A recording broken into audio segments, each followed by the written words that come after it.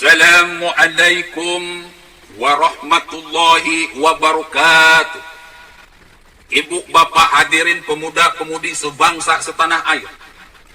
Nabi besar Muhammad Rasulullah sallallahu alaihi wasallam adalah nabi yang terakhir yang sangat dicintai oleh Allah Subhanahu wa taala. Allah sangat sayang, Allah sangat cinta. Karena ada sifat yang sangat disayangi dan sangat dicintai oleh Allah Subhanahu wa taala yang ada dalam diri seorang nabi besar Muhammad Rasulullah sallallahu alaihi wasallam. Ibu tahu apa sifat yang sangat dicintai, yang sangat disayangi, yang sangat dibanggakan oleh Allah Subhanahu wa taala yang ada dalam diri Muhammad? Tahu enggak, Pak? Teteh akan tahu enggak? Sifat istimewa dari Nabi besar Muhammad sallallahu alaihi wasallam, yaitu dia ini orang yang jujur, orang yang paling jujur, yang hatinya jujur, pemikirannya jujur, lisannya jujur, perbuatannya pun jujur. Ya Bu, bapak-bapak hadirin, pemuda-pemudi sebangsa setanah air. Makanya kita ini harus hidup jujur. Ibu-ibu dimanapun kalian berada harus hidup jujur. Bapak-bapak dimanapun kalian berada harus hidup jujur. Jangan pakai B, Pak. Pakai J, jujur. Kalau pakai B ntar porno. Teteh akan adik-adikku sekalian, kita harus hidup jujur. Ngaku umat Nabi Muhammad, maka harus jujur. Enggak jujur berarti bukan umat Nabi Muhammad. Ulama-ulama, kiai-kiai, ajengan habaib yang ngaku umatnya Nabi Muhammad, maka kalian semua harus hidup jujur. Enggak mau jujur berarti bukan umat Nabi Muhammad. Wa minan nasi may yaqulu amanna billahi wa bil yaumil akhir wa ma hum bimu'minin. Banyak orang yang mengaku beriman kepada Allah dan hari akhirat, tetapi sesungguhnya mereka bukanlah orang-orang yang beriman karena mereka hidupnya tidak jujur. Jadi siapapun yang selama ini hidup tidak jujur, mati hari ini, mampuslah. Oleh karena itu, mumpung kita masih hidup, mumpung kita masih sehat, yuk kita ramaikan, kampanyekan untuk hidup jujur. Kepada anak-anak kita, kalau kalian ibu dan bapak, suami dan istri, dakwahkan untuk hidup jujur kepada anak-anak kita. Kalau kalian seorang guru, dosen, profesor, doktor, ajarkan hidup jujur kepada murid kita, kepada mahasiswa kita. Kalau kalian pengusaha, ajarkan hidup jujur kepada para karyawan kita. Kalau kalian pejabat, lurah, camat, wali kota, bupati, gubernur, menteri, presiden, ajarkan hidup jujur kepada bawahan kita. Jika hidup jujur ini sudah menjadi kebiasaan, booming dan viral dalam kehidupan berbangsa dan bernegara, maka saat itulah Indonesia akan menemukan kejayaannya. Indonesia akan menemukan kehebatannya. Indonesia akan menemukan kemuliaannya. Indonesia akan menemukan apa yang namanya keadilan sosial bagi seluruh rakyat Indonesia. Indonesia tidak maju-maju, sudah 74 tahun merdeka.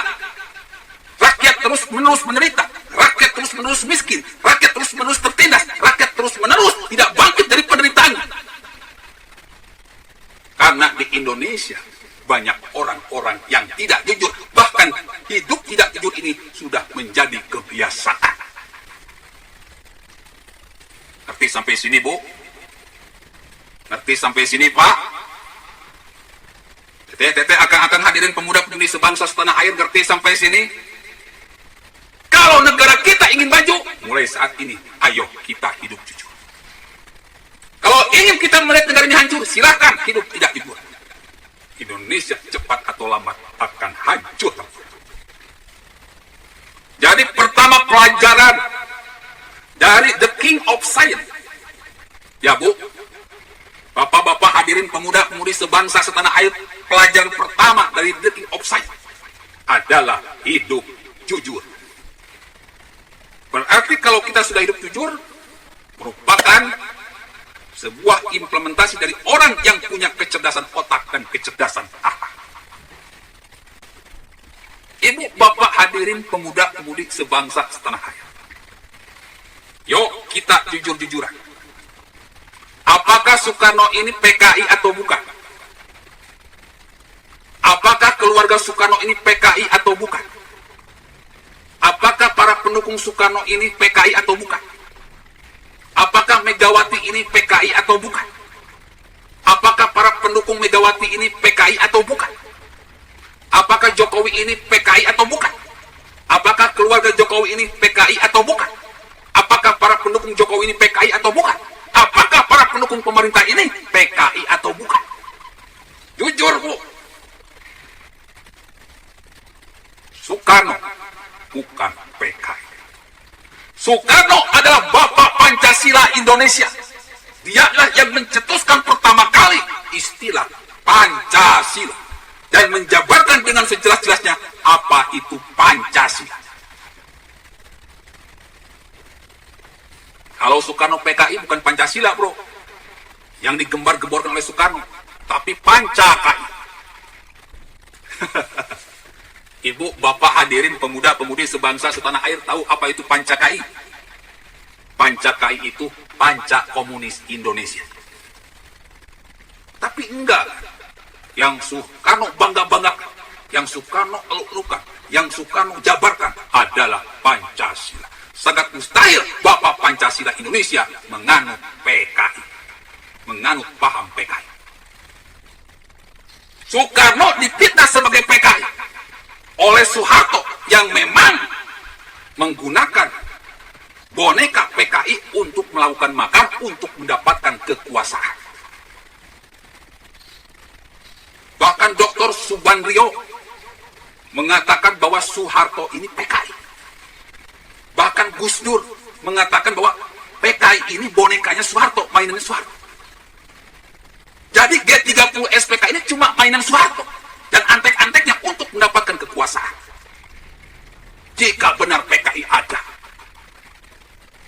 kenapa hanya 7 jenderal yang dibunuh? Kenapa tidak semua jenderal dibunuh? Kenapa Soeharto tidak dibunuh? Kenapa tidak Soekarno juga dibunuh sekaligus? Kenapa cuma Soeharto saja yang dibiarkan hidup?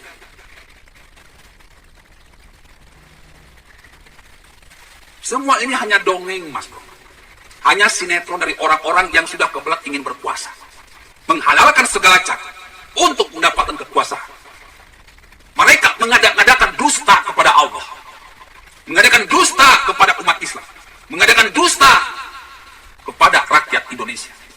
Makanya kata Allah, Bismillahirrahmanirrahim. Unzur kaifa yaftaruna 'ala Allahi al-kadhiba wa kafa bihi isman mubina. Perhatikanlah, Mas, bagaimana mereka mengadakan dusta kepada Allah. Wa kafa bihi isman mubina, dan cukuplah perbuatan itu menjadi dosa yang nyata, dosa yang besar. Tuduhan Soeharto bahwa Soekarno PKI adalah dosa yang sangat besar. G30 SPKI adalah kedustaan yang nyata. PKI itu tidak ada. PKI itu cuma alat Soeharto untuk mendustai rakyat Indonesia demi kekuasaan. Orang-orang yang terbunuh karena dituduh PKI oleh Soeharto, mereka telah didustakan oleh Soeharto demi kekuasaan. Ibu, bapak hadirin pemuda-pemudi sebangsa setanah air, dosa Soeharto ini sangat besar, Mas. Maka kata Allah, ulaika alladzina la'anahumullah, mereka itulah orang-orang yang dikutuk oleh Allah. Wa may yal'anillah falan tajida lahu nasir, Dan barang siapa yang sudah dikutuk oleh Allah, maka sekali-kali tidak akan mendapat penolong pun baginya. Membuat kedustaan kepada Allah, kepada umat Islam, kepada rakyat Indonesia. Soeharto menjadi orang yang dikutuk oleh Allah. Menuduh orang lain PKI. Membuat G30 SPKI. Adalah sebuah kejahatan yang nyata, yang tidak termaafkan oleh Allah Subhanahu wa Ta'ala. Dosa sama Allah, hari ini bertobat, hari ini diampuni. Tetapi dosa kepada manusia, sebelum orang itu meminta maaf, maka Allah tidak akan memaafkan. Ibu, bapak, hadirin pemuda-pemudi sebangsa setanah air. Ini sebuah pelajaran bagi kita semua. Jangan lagi ada seseorang, pemimpin, mendapatkan kekuasaan dengan mengadakan dusta. Seperti Soeharto, mengadakan dusta menuduh Soekarno PKI. Mengadakan dusta menuduh para pengikut Soekarno PKI. Mengadakan dusta dengan membuat G30 SPKI. Mengadakan dusta begitu banyak rakyat yang dituduh PKI dibunuh, bahkan dipenjarakan, bahkan diasingkan. Mengadakan dusta, membunuh rakyatnya yang tidak sepaham dengannya. Diculik, disiksa, dibunuh. Ribuan orang, ribuan rakyat melayang. Kuburannya entah di mana. Ini jadi pelajaran, Mas. Jangan sampai kita mendukung para pendusta untuk menjadi presiden. Jangan kita mendukung para pendusta untuk menjadi menteri. Jangan kita mendukung para pendusta untuk menjadi gubernur, wali kota, bupati. Cari orang yang jujur, Mas Bro. Kalau kalian umatnya Nabi besar Muhammad Rasulullah SAW, cukup Soeharto ini jadi pelajaran bagi kita semua. Keluarga Soekarno bukan PKI, Mas Bro. Itu kedustaan yang nyata. Kalau keluarga Soekarno PKI itu fitnah. Pendukung Soekarno bukan PKI. Jokowi bukan PKI. Keluarga Jokowi bukan PKI. Pendukung Jokowi bukan PKI. Megawati bukan PKI. Pendukung Megawati bukan PKI. Mereka semua nasionalis. Kalau sudah ngomong nasionalis berarti Pancasilais. Kelompok-kelompok NKRI harga mati menjadi benteng terdepan untuk menjadi pelindung NKRI. Makanya saya nggak aneh kalau sekarang ada keluarga Cikeas dan keluarga Cendana berkolaborasi menggunakan para pelacur politik seperti EPI, HTI, PKS, seperti orang-orang Ustadz Tengku Zulkarnain, Sugik Nur, Ustadz Haikal, Ustadz Somad, para pelacur politik, Said Didu, Rijal Ramli, Din Samsudin, para pelacur politik semua. Mereka terus-menerus dibiayai untuk mengadakan kedustaan, menggoyang pemerintahan Jokowi, merencanakan untuk menggulingkan Jokowi, merencanakan untuk memajukan Jokowi dengan mengangkat isu antek Cina, antek asing, PKI. Padahal yang antek Cina itu ya Soeharto. Ada 2 orang Cina di era Soeharto, salah satunya adalah Lim Suryo. Ibu tahu, Bapak hadirin pemuda-pemudi sebangsa setanah air tahu siapa Lim Suryo? Orang Cina, Mas Bro. Konglomerat di era Soeharto, dekat banget dengan Soeharto, Mas Bro, menguasai hampir semua perekonomian Indonesia. Jadi yang antek Cina ini Soeharto, yang antek Cina ini SBY. SBY ini kan mengadakan perjanjian dengan Cina. Jokowi ini cuma kena getahnya saja. SBY ini yang antek asing karena menandatangani tentang globalisasi, pasar bebas. Jokowi ini cuma kena getahnya. Jadi para pembenci pemerintah ini memang mengadakan dusta kepada Allah demi kekuasaan. Percis Soeharto. Kalau Soeharto mengangkat dengan isu PKI, kalau ini enggak, dengan isu Cina, isu PKI, isu antek asing, semua dibongkar. Kan ini kurang ajar, Mas. Kan ini biadab, Mas. Bayangkan seorang mantan presiden. Kelakuannya sudah bukan kayak mantan presiden lagi. Kayak preman saja. Dia bermain-main dengan kebenaran. Dia bermain-main dengan keadilan. Dia bermain-main dengan api. Ketika dia bermain-main dengan api, dia sendiri yang terbakar. Persis seperti Abu Jahal. Persis seperti Abu Lahab. Membuat jebakan, ternyata dia sendiri yang masuk dalam jebakan tersebut. Menuduh Jokowi antek asing, padahal SBY sendiri yang antek asing. Menuduh Jokowi antek asing, antek Cina, dan SBY sendiri yang antek Cina. Menuduh Jokowi PKI, padahal SBY sendiri yang kelakuannya kayak PKI. PKI itu kalau dalam video Soeharto tersebut melakukan 3 hal, Mas. Jadi ciri PKI itu yang saya amati ada 3 ciri. 1, melakukan penculikan. 2, melakukan penyiksaan. 3, melakukan pembunuhan. Itu PKI. Soeharto untuk menjaga jabatannya selama 32 tahun terakhir. 1, melakukan penculikan. 2, melakukan penyiksaan. 3, melakukan pembunuhan. Niatnya nggak tahu dibuang kemana, Mas. Di era SBY pun melakukan hal yang serupa. Cuman dia tidak diculik. 1, dia dibunuh, Mas. Ingat kasus Munir. Saya tahu persis ketika itu ada buku yang diterbitkan. Buku kecil. Luarnya itu foto SBY. Mulutnya dilubangin. Diganti sama senyuman Soeharto. Jadi kalau Bapak Ibu pengen tahu, adik-adik sekalian pengen tahu, kenapa Munir tersebut dibunuh, diracun, karena menerbitkan buku itu. Buku yang fotonya SBY, senyumannya Soeharto. Mungkin Bapak SBY masih ingat. Itu di berita nasional saya lihatnya. Ketika ditayangkan, beberapa hari kemudian Munir mati. Jadi Munir mati ini di era siapa? Di era SBY. Ada lagi Antasari Azhar, Ketua KPK. Susno Duaji, Kabar Eskrim. Itu di penjara, Mas Bro.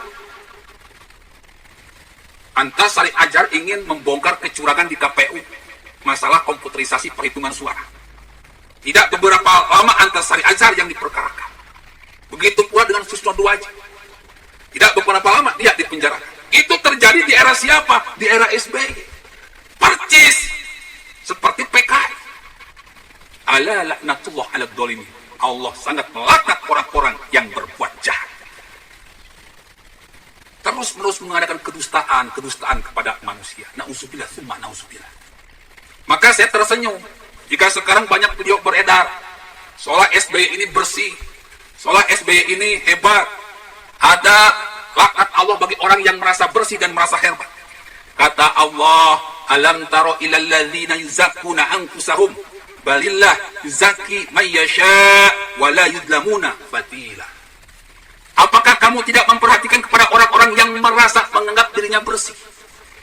Sebenarnya Allah membersihkan siapa yang kenakinya, dan mereka tidak dianiaya sedikit.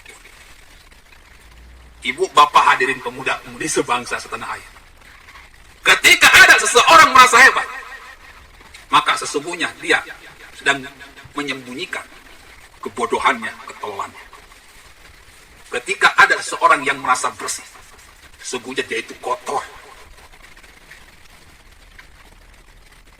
Jadi ketika SBY merasa hebat, lebih hebat daripada Jokowi, merasa demokratis, lebih demokratis daripada Jokowi, sebetulnya kebalikannya.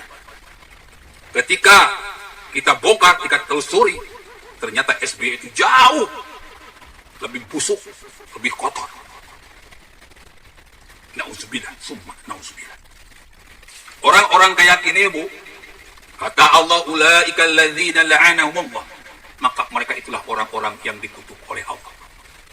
Kalau enggak bertobat, sekarang mati, mereka itu yang selalu mengada-ngadakan dusta kepada rakyat Indonesia, yang selalu membuat ribet dan bikin ribut. Yakinlah mereka itulah orang-orang yang dikutuk oleh Allah dunia maupun di akhirat. ancamannya sudah jelas, Mas. Jangan pernah menjadi para pendusta. Berdusta demi harta, berdusta demi tahta, berdusta demi wanita, berdusta demi jabatan. Nauzubillah, sumpah nauzubillah. Ibu, bapak, hadirin pemuda-pemudi sebangsa setanah air.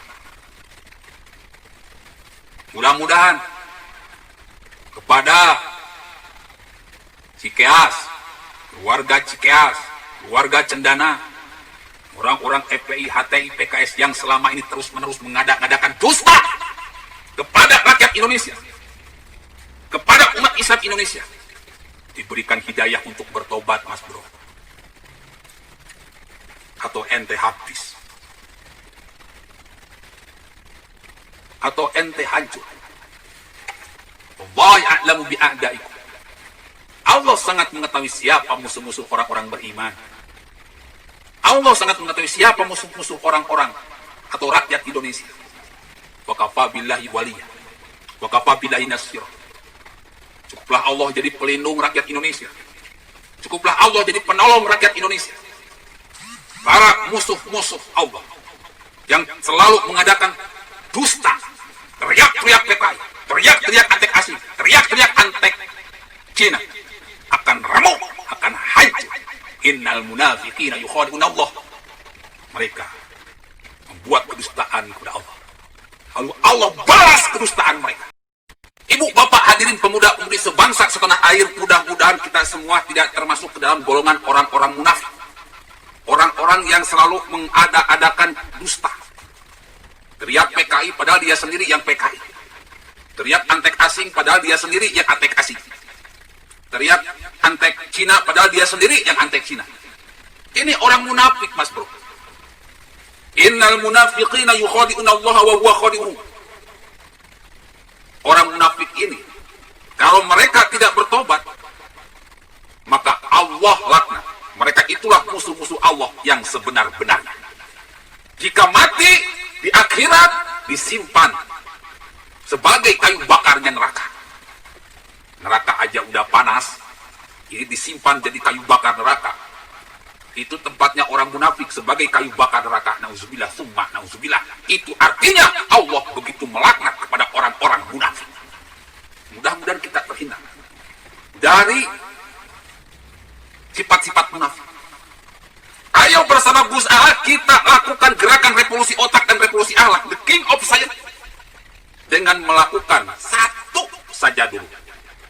Mari kita budidayakan sifat jujur. Ajarkan kejujuran, dakwahkan kejujuran.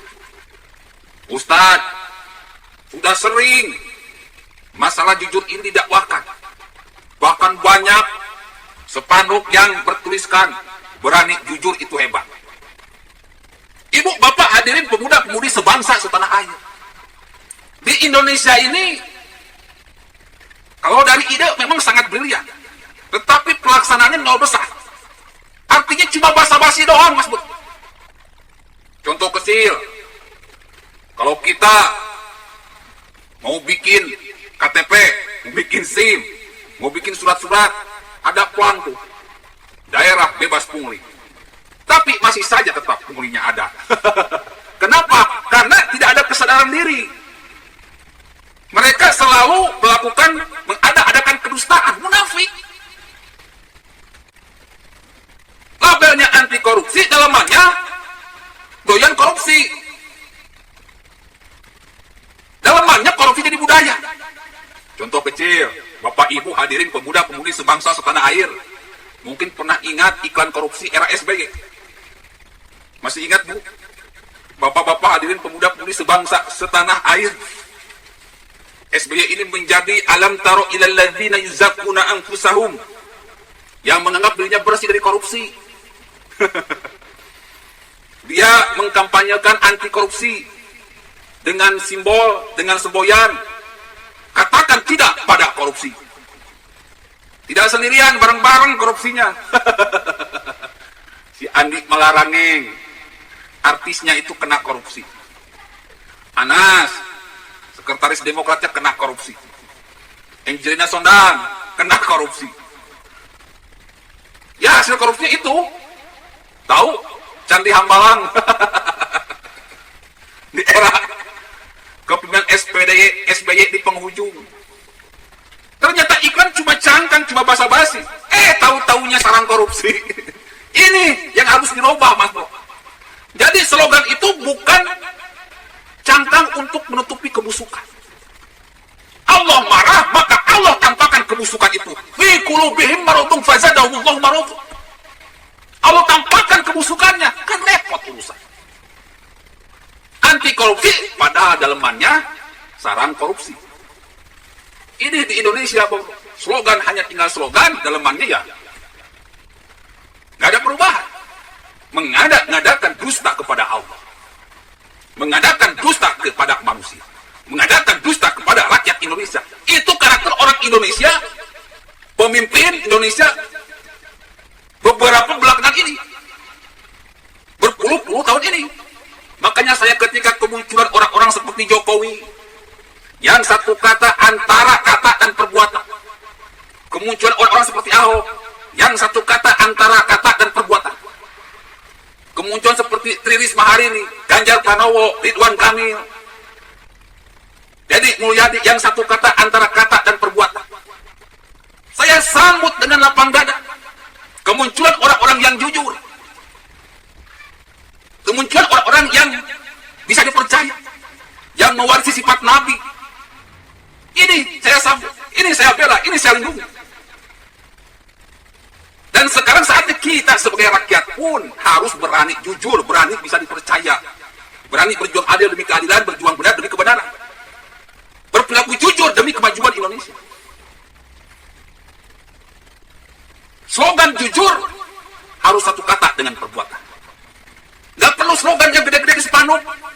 Yang penting fakta bahwa di dalam sekolah, di dalam keluarga, di dalam instansi benar-benar telah dibiasakan kejujuran. Bukan spanduknya jujur, di dalamnya bobrok. Dulu saya pernah mengajukan kredit usaha rakyat, Mas Bro.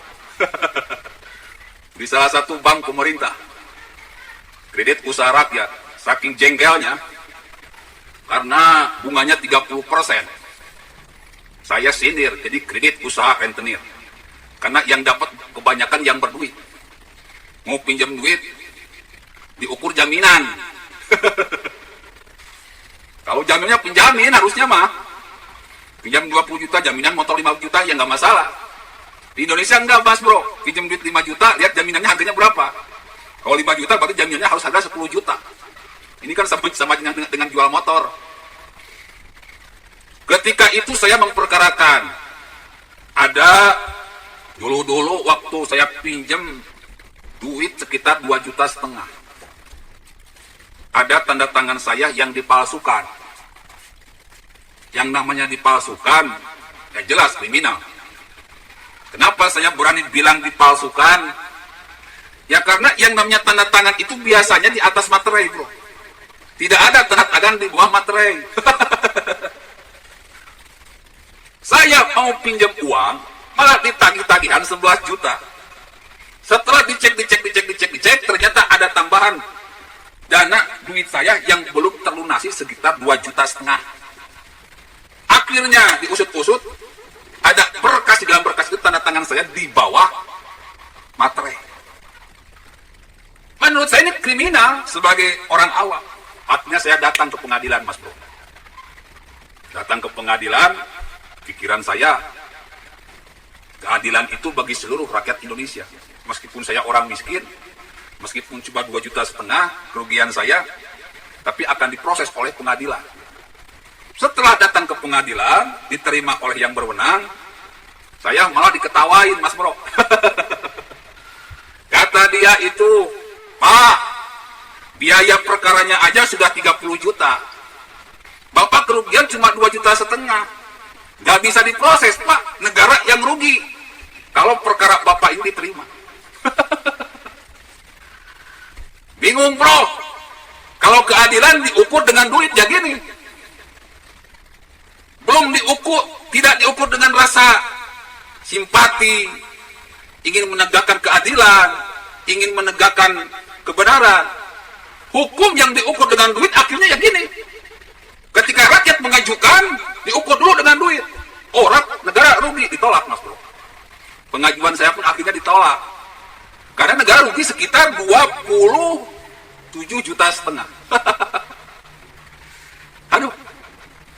Makanya semenjak saat itu saya ingin sekali Mas Bro. Ingin sekali membentuk manusia-manusia jujur. Sholat aja kalau nggak jujur nggak akan diterima. Zakat aja kalau nggak jujur nggak akan diterima. Puasa aja kalau nggak jujur nggak akan diterima. Haji saja kalau nggak jujur tidak akan diterima. Bersyahadat tidak jujur tidak akan diterima. Hidup tidak jujur hidupnya tidak akan diterima oleh Allah. Meskipun pecinya kayak Nabi, jenggotnya panjang, jidatnya hitam, kalau cewek serba tertutup auratnya bahkan sampai ditutup mukanya pakai nikoh, tetapi kalau tidak jujur cangkang adalah cangkang iman Islam ikhlas ditolak oleh Allah Subhanahu wa taala. Orang yang jujur Bu, bapak-bapak hadirin pemuda-pemudi sebangsa setanah air, gak akan mungkin jadi koruptor, gak akan mungkin mau jadi paling duit rakyat. Orang yang jujur gak mungkin mau disuap, gak mungkin mau menyuap. Orang yang jujur gak mungkin makan duit haram. Orang yang jujur pasti akan melakukan keadilan. Berani berbuat adil demi keadilan. Berani berbuat benar demi kebenaran. Berani berbuat baik demi kebaikan. Ini yang di Indonesia tidak dapatkan. Banyak orang yang tidak jujur.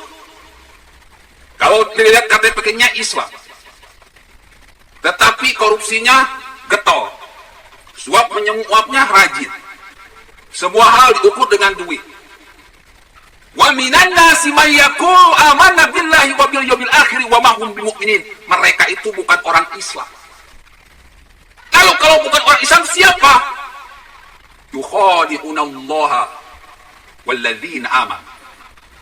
Mereka itulah orang-orang yang menipu Allah dan orang-orang beriman dan rakyat Indonesia. Siapa orang-orang penipu tersebut? Innal munafiqin. Orang-orang munafik. Apakah orang-orang munafik itu? Orang-orang kafir yang tinggalnya di neraka, dijadikan kayu bakar neraka. Ala laknatullah ala dzalimin.